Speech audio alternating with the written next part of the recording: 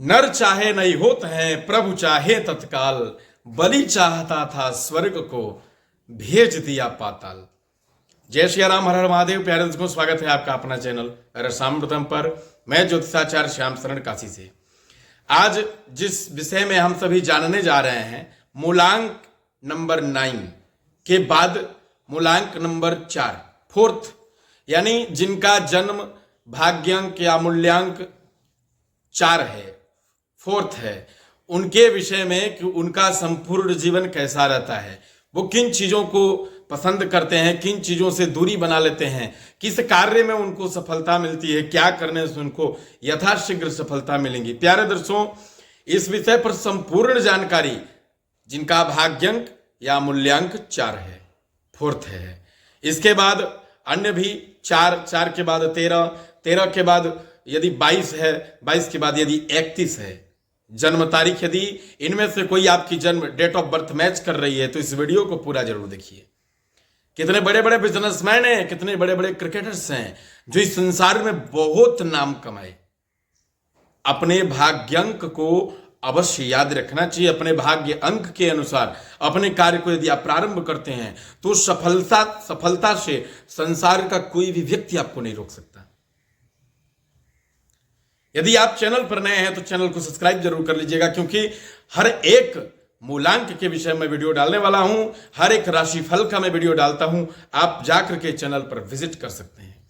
तो प्यारे दर्शकों, अभी बात करने जा रहे हैं कि मूलांक फोर्थ, यानी 4 नंबर वाले 4 जिनका शुभ अंक है, मूलांक है, भाग्यांक है, उनका भविष्य कैसा होता है, उनका जीवन कैसा होता है। तो सर्वप्रथम बात करेंगे कि मूलांक फोर्थ के जो ग्रह हैं, तो जो उनको सबसे सर्टिफाइड करते हैं तो वो कौन सा ग्रह है। तो प्यारे दोस्तों, सर्वप्रथम उस ग्रह के विषय में जानेंगे। उस ग्रह का नाम है राहु। और हमारे वैदिक कुंडली अंक ज्योतिष या किसी भी ज्योतिष के अनुसार या फिर शास्त्र के अनुसार राहु की व्याख्या हर एक जगह, हर एक स्थान में आपको मिलेगी। राहु कौन है? राहु एक ऐसा ग्रह है जो जीवन में आपको बना सकता है, परंतु यदि आपके अनुकूल ना हो तो आपके जीवन को बर्बाद भी कर सकता है। आइए इस विषय पर जानते हैं कि राहु का जन्म सर्वप्रथम कैसे हुआ। तो प्यार, उसको ये कहानी वहां की नहीं है। देखिए, जो देवता जैसा होता है, यदि उसकी कृपा उस जातक पर ऐसी होती है तो जातक के ऊपर वैसी कृपा होने के कारण वो जातक भी अपने ऊपर वाले की हुई कृपा के अनुसार बिहेवियर बन जाता है, बिहेव करने लगता है। अब बात करते हैं कि राहु का बिहेव कैसा है। तो प्यारे दोस्तों, राहु का जन्म के विषय में सर्वप्रथम बात करेंगे कि जब समुद्र मंथन हुआ तो ऐसे समय पर 2 राक्षसों की उत्पत्ति हुई, राहु और केतु। इनकी उत्पत्ति कैसे हुई? ये सिंहिका के एक पुत्र राहु और केतु था, परंतु जब देवासुर संग्राम हुआ, जब समुद्र मंथन हुआ, समुद्र मंथन में जब अमृत निकला तो सभी ने कहा कि देवताओं ने कहा, दैत्यों ने कहा कि सर्वप्रथम हम इसका पान करेंगे। तब सभी देवता भगवान विष्णु के पास जाकर के कहते हैं, प्रभु कुछ माया रचिए, नहीं तो यदि इन देवताओं को अमृत पिला दिया गया तो ये भी अमर हो जाएंगे, फिर संसार पर अपनी कुदृष्टि डालते रहेंगे। तब भगवान ने मोहिनी का रूप बनाया और सर्वप्रथम मोह लिया राक्षसों को और बोला कि सबसे पहले मैं जिसे पिलाऊंगी वही इस अमृत का पान करेगा। तो यहां पर भगवान विष्णु सर्वप्रथम जब देवताओं के पंक्ति में अमृत का पान कराने लगे, अमृत चलाने लगे, तो राहु जो खड़ा था तो राहु से देखा नहीं गया। राहु दौड़ करके देवताओं के लाइन में लग गया। अच्छा, देवताओं के लाइन में लग गया, लेकिन जैसे ही उसने पान किया तब तक भगवान को यह पता चला और उसके सिर को धड़ से अलग भगवान ने अपने सुदर्शन चक्र से कर दिया। अलग करने के बाद भी उसके शरीर में अमृत तो चला गया था। इसके बाद अमृत जाने के बाद तो अमर हो गया। 2 धड़ होने के बाद भी वो जीवित रहा। तो एक का नाम पड़ा राहु और एक का नाम पड़ा केतु। जो मस्तिष्क यानी माइंड जो बचा उसका नाम राहु पड़ा, और जो नीचे का भाग बचा उसको केतु के नाम से पुकारा गया। तो प्यारे दोस्तों, अब यहां पर राहु और केतु की बताने की कहानी क्या है, मतलब क्या है, तात्पर्य क्या है, इसे जानिए कि जो मस्तिष्क है वो राहु है। कहने का मतलब यह है कि राहु ने दिमाग लगाया कि यदि देवताओं को ही अमृत पान कराते समय यदि अमृत समाप्त हो गया तो हम राक्षसों को, दैत्यों को नहीं मिलने वाला। उतने दैत्य थे लेकिन किसी का दिमाग नहीं लगा उस काम में। तो कहने का तात्पर्य है कि जिनका भी मूलांक 4 है, 4th है, उनके पास माइंड की बहुत बड़ी एक क्वालिटी होती है, बहुत माइंडेड व्यक्ति होते हैं। अच्छा, फिर इस कहानी पर आते हैं। एक बार भगवान ने इससे पूछा भी कि सभी दैत्य उधर मजे कर रहे हैं, सारे फ्रेंड्स उधर मजे कर रहे हैं, परंतु तुम इधर अकेले क्यों आकर के देवताओं की लाइन में लग गए? तुम्हें पता था ना कि तुम्हारी जान चली जाएगी। उसने कहा कि मुझे यह भी पता था कि मुझे मिलेगा नहीं।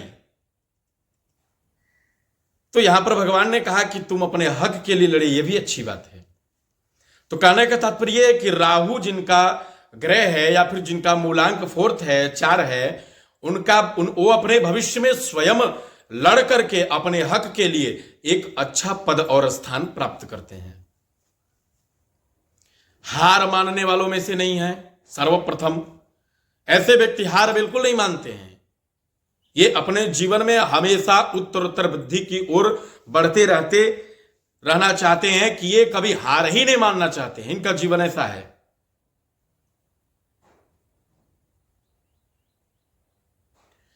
परंतु इनको एक चीज का विशेष ध्यान देना चाहिए कि जिम्मेदार तो होते हैं। इनके उम्र में, इनकी कम उम्र में इनके ऊपर बहुत जिम्मेदारी मिल जाती है, परंतु इनकी जिम्मेदारी को देख के ही इनका जो बॉस होता है, जहां पर ये जॉब करते हैं, जो इनका मालिक होता है, इनके ऊपर इतने काम लाद देते हैं कि जो काम तो ये करते हैं परंतु इनका टास्क कौन बटोरता है? अगला इंसान बटोरता है।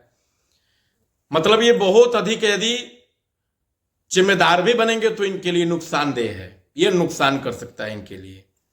अब बात करते हैं मूलांक 4 वाले। बहुत तथ्य वाली बातों को रखते हैं कहीं पर, जल्दी तो किसी से बात नहीं करते। यदि बात करते हैं तो अपने ऐसे तथ्य को रखते हैं वहां पर जो बिल्कुल एक क्वालिटी से, एक मैच्योर हो, ऐसी बातों को रखते हैं, क्योंकि राहु का काम है माइंड।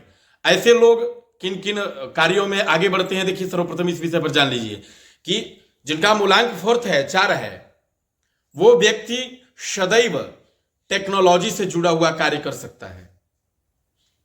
टेक्नोलॉजी में उसका मन लगता है, वो वृद्धि कर सकता है, आगे बढ़ सकता है। व्यापार, यानी कहने का मतलब जहां पर दिमाग का काम हो, क्योंकि राहु दिमाग है।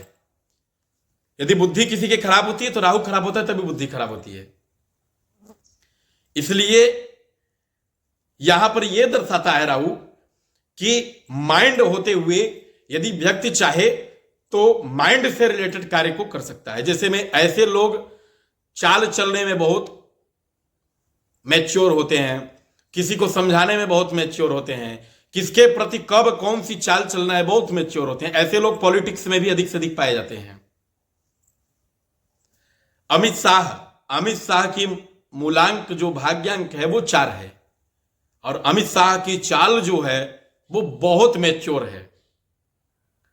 अब आगे बढ़ते हैं, देखते हैं कि इनका पटता किस नंबर से। इनका 6 नंबर वालों से पटता है, 7 नंबर वालों से पटता है। अच्छा, 7 भाग्यांक किसका है? केतु का। यदि 7 और 4 एक दूसरे से मिल जाते हैं तो ये और प्रसन्नता बढ़ जाती है। जिस लड़की का या लड़के का 4th हो मूलांक और जिसका 7 हो, वो एक दूसरे से यदि प्रेम करते हैं, विवाह करते हैं, तो इससे क्या होता है कि उनका प्रेम और प्रगाढ़ हो जाता है, क्योंकि सर और धड़ जब दोनों एक होते हैं तो उन्हें और सुख की प्राप्ति होती है। मैंने बताया ना कि सर राहु है और धड़ केतु है। अब जब दोनों को एक आपस में मिलाया जाए तो बहुत प्रसन्नता होती है। 4 वाले लोग 9 को भी पसंद करते हैं, 2 को भी पसंद करते हैं, यानी कहने का मतलब 5 को भी पसंद करते हैं। लगभग 4 मूलांक वालों को सभी लोग पसंद करते हैं। सभी लोग इनको अपने सिर पर उठा करके रखते हैं, हाथ पर उठा के रखते हैं, किसी प्रकार की समस्या नहीं होने देते। यही पर बात करें रिलेशनशिप की, तो रिलेशनशिप इनका बहुत अच्छा रहता है। परंतु रिलेशनशिप कब अच्छा रहता है? जब ये दूर रहे, साल में, 6 महीने में, हफ्ते में एक बार मिले। परंतु ये रिलेशनशिप में अगर एक साथ रह रहे हैं तो इनके लिए घातक हो सकता है। इनके लिए अलग होने की स्थिति आ सकती है, क्योंकि मूलांक राहु है। राहु कभी बुद्धि को खराब कर सकता है। राहु माइंड को बनाता है, राहु माइंड को बिगाड़ता है। और यहीं पर बात करें कुछ लोगों की, तो कुछ लोग राहु के कारण पीड़ित भी होते हैं, उनके एक्सीडेंट भी होते हैं, समस्याएं भी आती हैं। तो इसलिए राहु से सर्टिफाइड होना है, राहु से अगर मुक्ति पाना है तो उसके अनुसार आपको चलना पड़ेगा। इसमें करना क्या चाहिए? इनके लिए सबसे पहले बता दूं कि मेडिटेशन इनको बहुत लाभ दे सकता है, योग व्यायाम इनको बहुत लाभ दे सकता है। दूसरी बात, यदि राहु को प्रसन्न करना है तो मूलांक फोर्थ वालों को यह उपाय जरूर करना चाहिए, जैसे काले कुत्ते को भोजन खिलाना, रोटी देना, कौवे को रोटी देना, पशु पक्षियों की सेवा करना, वृद्धजनों की सेवा करना, गरीबों की सेवा करना, गौ की सेवा करना, यह इनके लिए बहुत लाभकारी साबित हो सकता है। आपका मूलांक नंबर क्या है आप कमेंट बॉक्स में जरूर डालिए, आपके ऊपर भी वीडियो बनाई जाएगी। जय श्री राम, हर हर महादेव। व्यक्तिगत रूप से आप अपनी जन्म कुंडली को दिखाने के लिए, अपने ग्रहों का विश्लेषण करवाने के लिए नीचे दिए गए नंबर पर संपर्क कर सकते हैं। जय विश्वनाथ जी।